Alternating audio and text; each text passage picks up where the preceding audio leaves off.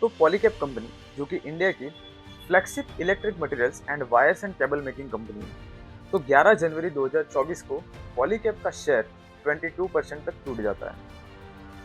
इसके पीछे का रीजन ये है कि 10 जनवरी 2024 को इनकम टैक्स डिपार्टमेंट के द्वारा पॉलीकैब की 50 प्रीमाइसेस पर एक रेड चलाई जाती है। अब यहाँ पे टैक्स ऑफिशियल्स का एक स्टेटमेंट ये है कि 1000 करोड़ के अनअकाउंटेड कैश सेल्स कंपनी ने अपने अकाउंट्स में मेंशन नहीं किया हुआ है।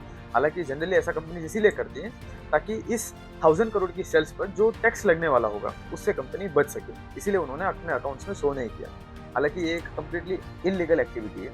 इसके अलावा 400 करोड़ की पेमेंट्स जो कि उनके डिस्ट्रीब्यूटर्स के थ्रू कंपनी में आई थी, उसको भी उन्होंने अपने बुक्स ऑफ अकाउंट में शो नहीं किया हुआ।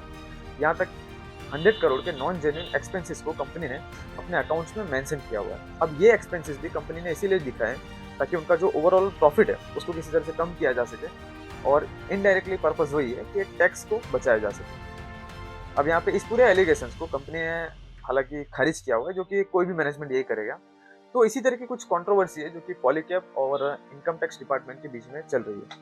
तो अब as an impact, according to Nuvama investment company, इस पूरे स्टोरी का जो पॉलीकैब पे इम्पैक्ट है वो शॉर्ट टू मीडियम टर्म तक रह सकता है, क्योंकि प्री एलिगेशन, जब ये सब एलिगेशन नहीं लगे थे तब कंपनी का जो मार्केट कैप है वो 80,000 करोड़ के आसपास का था।